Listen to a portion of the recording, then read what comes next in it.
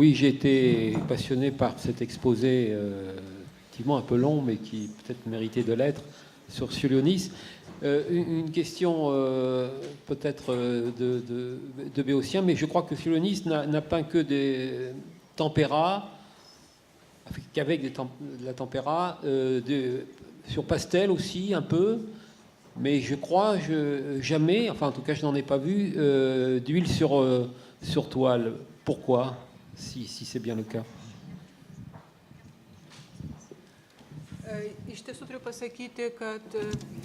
En effet, il faut dire que Čiurlionis a réalisé des tableaux avec de l'huile. Il en existe, mais ce sont des tableaux qui ont été commandés et surtout des tableaux de thématiques religieuses. Il devrait en avoir 3, donc ce sont des œuvres périphériques. En fait, il maîtrisait très bien la technique de pastel parce qu'à l'Académie de Varsovie, cette technique était très populaire et beaucoup d'artistes l'utilisaient parce que l'école des beaux-arts de Varsovie et Ruščić et d'autres professeurs encourageaient les étudiants à développer l'humeur, l'ambiance, et donc la pastel était le moyen le plus simple, le plus rapide à créer cette atmosphère, cette ambiance par des moyens très simples. C'est la raison pour laquelle il connaissait bien cette technique et la connaissait mieux que la peinture avec l'huile. Merci bien. Je voudrais savoir s'il y a quelque chose de commun dans les 3 pays baltes dont vous avez présenté des histoires et des images. Qu'est-ce qui unit ces 3 pays? Qui veut répondre? Je suppose que c'est une question sur l'existence qui avait été évoquée ce matin d'une identité balte, ou du moins sur le plan culturel, et qui aurait pu s'esquisser au début du XXe siècle.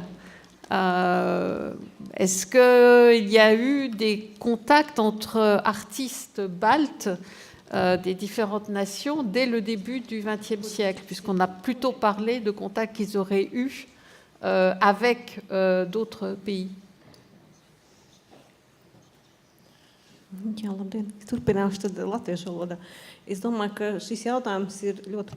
Je vais continuer en letton. Je pense que c'est une question assez vaste et ce serait un sujet d'une autre conférence, d'un autre colloque. Nous pourrions parler des contacts baltes dans un sens plus vaste. C'est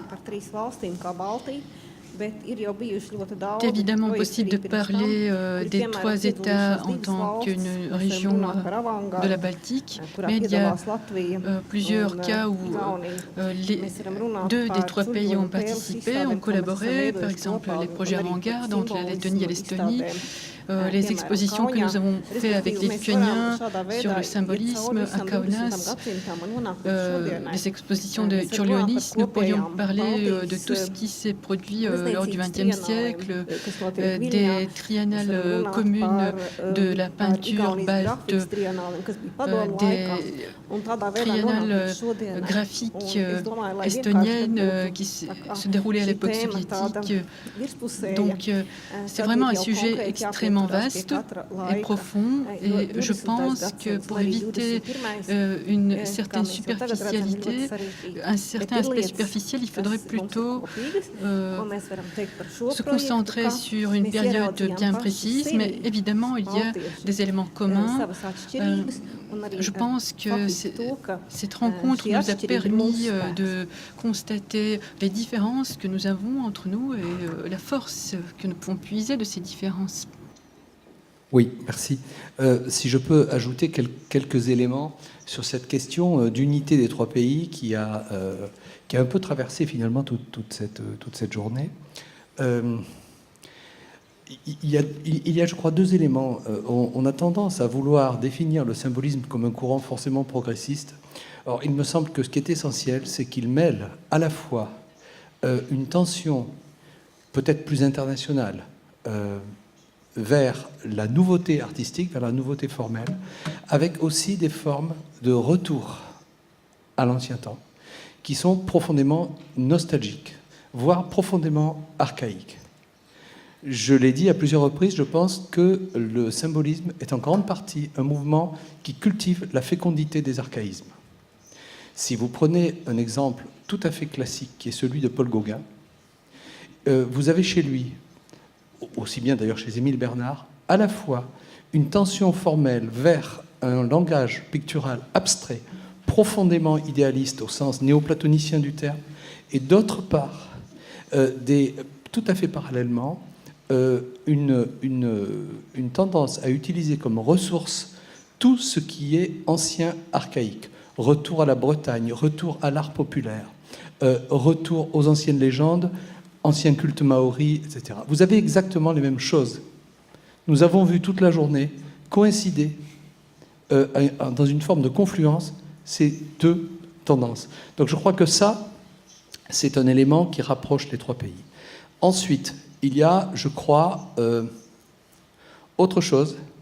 Il y a une personnalité essentielle qui se situe au cœur du XVIIIe siècle et qui a été mentionnée ce matin, c'est Johann Gottfried Herder.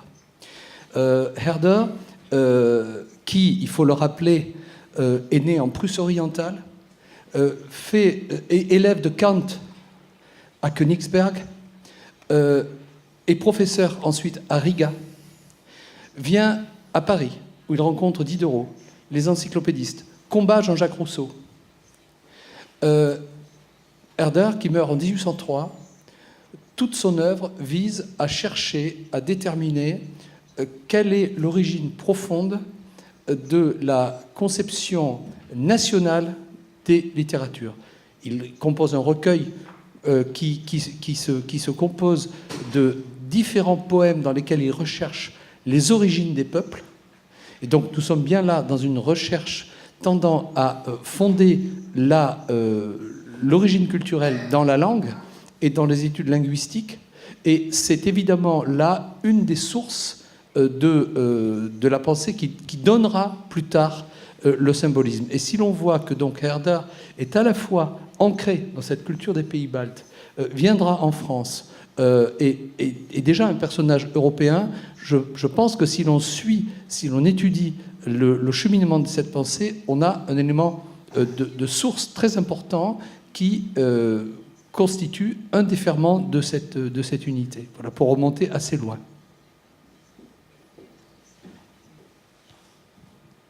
Oui, la question s'adresse à notre dernière intervenante, Madame Jokene. Face à nous, c'est vraiment Mona Lisa de Lituanie, le tableau de Čiurlionis Rex. Il y a tellement d'interprétations. Est-ce que vous pouvez donner la vôtre? Merci pour la question. Je n'ai même pas eu le temps de l'évoquer. Bien évidemment, c'est de ma faute. Mon interprétation serait la suivante.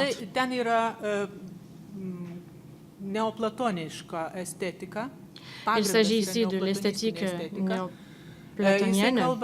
C'est la base.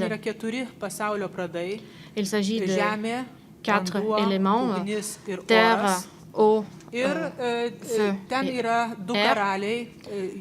Nous avons 2 rois, une silhouette sombre et une silhouette claire. Nous avons une silhouette assise sur un trône suspendu.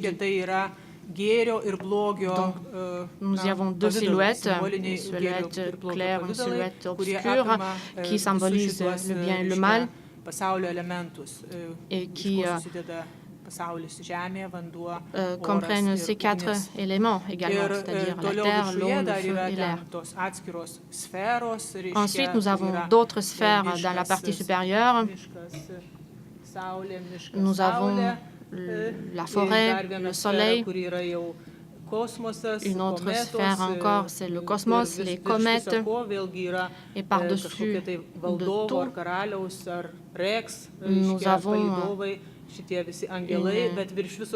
nous avons les anges qui accompagnent le roi, Rex.